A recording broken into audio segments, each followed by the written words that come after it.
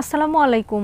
২০১৬ সালে ভারত ও ফ্রান্সের মধ্যে ৯.২ বিলিয়ন ডলারের প্রতিরক্ষা চুক্তি নিয়ে ফ্রান্সে বিচার বিভাগীয় তদন্ত শুরু হয়েছে।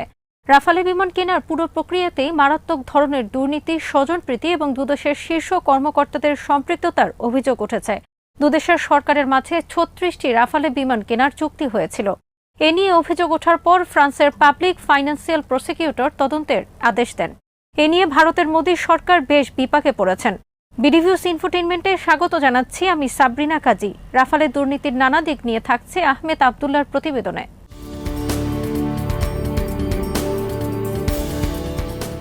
ফ্রান্সের পাবলিক ফাইন্যান্সিয়াল প্রসিকিউশন অফিসের সুপারিশে তদন্তের জন্য একজন বিচারপতি নিয়োগ পেয়েছেন।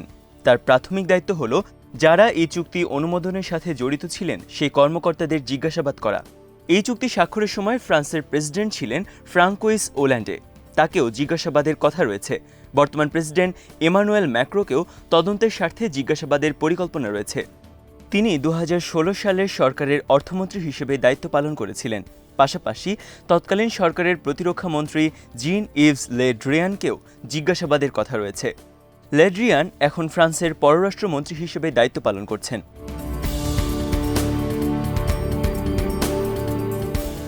ফরাসি ম্যাগাজিন মিডিয়াপার্টে গত এপ্রিলে রাফালে স্ক্যান্ডাল নিয়ে সিরিজ খবর প্রকাশ করা হয়। এরপর ফরাসি নীতি নির্ধারকদের টনক নড়ে। তারা জরুরি ভিত্তিতে তদন্ত কার্যক্রম শুরু করেন। আর্থিক দুর্নীতি ছাড়াও মিডিয়াপার্টের খবরে সুসেন গুপ্তা নামের একজন মধ্যস্বত্বাভোগীর নামও চলে আসে, যিনি বর্তমানে অন্য আরেকটি প্রতিরক্ষা চুক্তির দুর্নীতির অভিযোগে ভারতে তদন্তের মুখোমুখি হয়েছেন।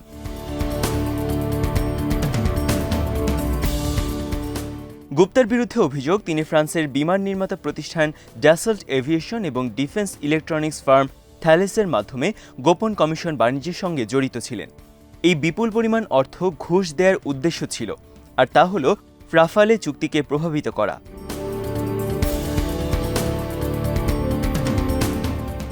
ড্যাসল্ট রাফালে জেটগুলোর ৫০টি রেপ্লিকা তৈরির জন্য ভারতের একটি কোম্পানিকে $১.২ মিলিয়ন প্রদান করা হয়। ফ্রান্সের দুর্নীতিবিরোধী এজেন্সি AFA যখন ড্যাসল্টের কাছে এই রেপ্লিকাগুলো দেখতে চায়, তারা ৫০টি রেপ্লিকার একটিও দেখাতে পারেনি।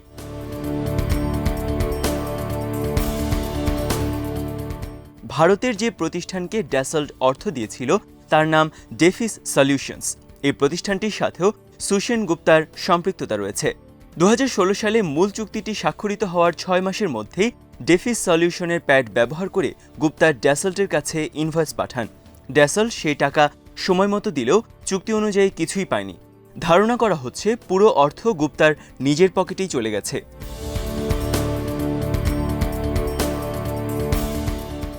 দু সালের মার্চ মাসে ভারতের মুদ্রা পাচার বিরোধী প্রতিষ্ঠান এনফোর্সমেন্ট ডিরেক্টরেট গুপ্তাকে চপারগেট নামক অন্য একটি প্রতিরক্ষা চুক্তিতে দুর্নীতির অভিযোগে আটক করে। এই চুক্তিটিও $৬৫০ মিলিয়ন। চুক্তি অনুযায়ী ইতালিয়ান ব্রিটিশ প্রতিষ্ঠান অগাস্টা ওয়েস্টল্যান্ডের কাছ থেকে ভারতের হেলিকপ্টার কেনার কথা রয়েছে।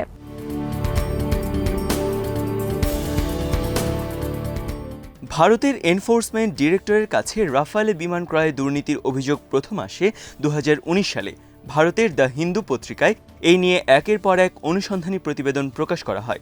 দ্য হিন্দু তাদের অনুসন্ধানে জানতে পারে, ভারতের সরকারি ক্রয় সংক্রান্ত প্রক্রিয়ার দুর্নীতি বিরোধী ধারাগুলো ভারত সরকারের তরফ থেকে বাদ দেওয়া হয়।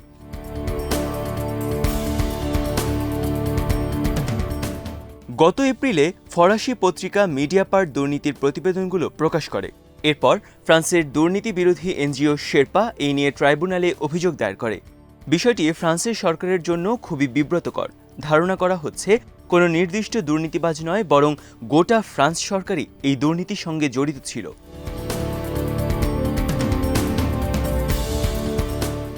ড্যাসল্ট অবশ্য দুর্নীতির অভিযোগ অস্বীকার করেছে। তারা দাবি করছে যে চুক্তির ক্ষেত্রে ফ্রান্সের ঘুষ বিরোধী কনভেনশন এবং প্রচলিত আইনি বিধিবিধানগুলো অনুসরণ করা হয়েছে।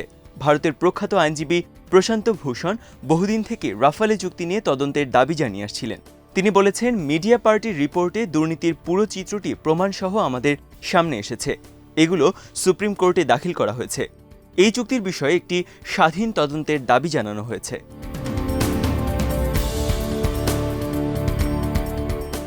রাফালে চুক্তিটি ভারতের ইতিহাসের সবচেয়ে বড় প্রতিরক্ষা চুক্তি। প্রধানমন্ত্রী নরেন্দ্র মোদী ও তার হিন্দু জাতীয়তাবাদী সরকার 2016 সালের সেপ্টেম্বর মাসে ফ্রান্সের সাথে 36টি রাফালে বিমান কেনার জন্য এ চুক্তি করে। ইতোমধ্যেই চুক্তি অনুযায়ী ভারতের হাতে বেশ কিছু রাফালে বিমান চলে এসেছে।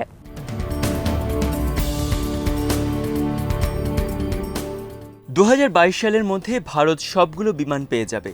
ভারত যখন রাশিয়ার মিগ না কিনে ফ্রান্সের রাফালের দিকে আগ্রহ প্রকাশ করেছিল, তখন থেকেই নানা মহলে ভারতের এই সিদ্ধান্তকে রহস্যজনক হিসেবে আখ্যা দেওয়া হয়। চুক্তি অনুযায়ী নির্ধারিত বিমানগুলোর মধ্যে 50% বাস্তবায়ন করবে ড্যাসল্ট এবং এর সহযোগী প্রতিষ্ঠান। ভারতের প্রতিরক্ষা খাতের ক্রয় সংক্রান্ত বিধান অনুযায়ী যে কোনো বিদেশি প্রতিষ্ঠানকে একটি চুক্তির অন্তত 30% অর্থ আবারও ভারতে বিনিয়োগ করতে হয়। ভারতের আভ্যন্তরীণ উৎপাদন খাতকে শক্তিশালী করার জন্যই এই নীতি করা হয়েছে।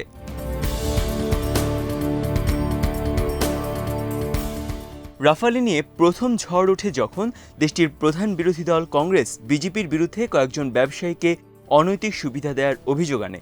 এর মধ্যে অনিল আম্বানির রিলায়েন্স গ্রুপকে নানা ধরনের সুবিধা দেওয়ার সমালোচনা করেন।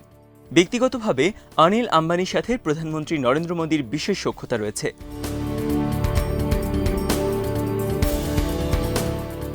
বিজেপি অবশ্য কংগ্রেসের এসব অভিযোগ সরাসরি নাকচ করে দেন। বিজেপি দাবি করে ভারতের জনগণকে ভুল পথে নেয়ার জন্য কংগ্রেস উদ্দেশ্য প্রণোদিতভাবে এসব অভিযোগ তুলছে। মব অভিযোগ মিথ্যা বলে উড়িয়ে দেওয়া হয়। ফ্রান্সের দুর্নীতির বিরুদ্ধে এখন বিজেপি বলছে ড্যাসল্টের প্রতিদ্বন্দ্বী কর্পোরেট প্রতিষ্ঠানগুলো এই অভিযোগ তুলেছে। তারা ফ্রান্সের সরকারকেও বিব্রত করতে চায়।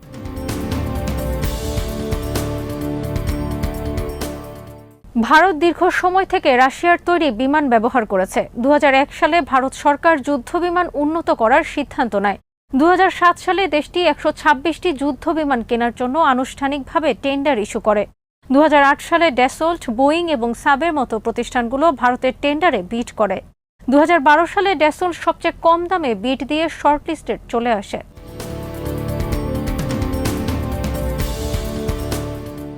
ভারতের রাষ্ট্রীয় মালিকানাধীন প্রতিষ্ঠান হিন্দুস্তান অ্যারোনটিক্স লিমিটেড ভারতের মাটিতেই 108টি জেট বিমান তৈরির জন্য ড্যাসল্টের অফসেট পার্টনার হিসেবে নির্ধারিত হয়।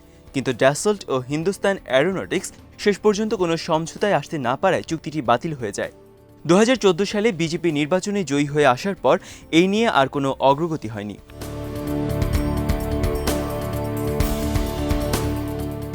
ভারতের প্রধানমন্ত্রী নরেন্দ্র মোদী 2015 সালে ফ্রান্স সফরে যান। সে সময় মোদীর আগের চুক্তি থেকে সরে এসে নতুন করে ফ্রান্সের ড্যাসল্ট থেকে 36টি রাফালে বিমান কেনার সিদ্ধান্ত নেন।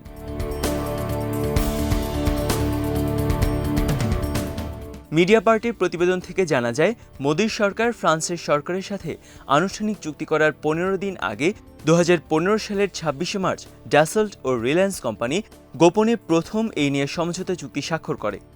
এর 2 মাস পর দুই দেশের তরফে চুক্তিকে অনুমোদন করা হয়।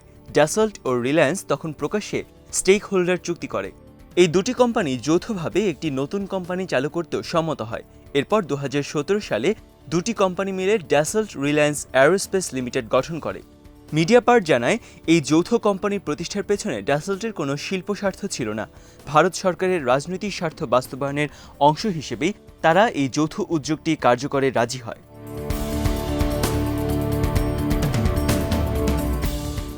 আজ এখানেই শেষ করছি। সমরাষ্ট্র, প্রতিরক্ষা ও কূটনীতির নানা তথ্য জানতে চোখ রাখুন বিডিফিউজ ইনফোটেইনমেন্টে। চ্যানেলটি ভালো লাগলে সাবস্ক্রাইব করুন। সংযুক্ত থাকুন আমাদের ফেসবুক পেজে। আল্লাহ হাফেজ।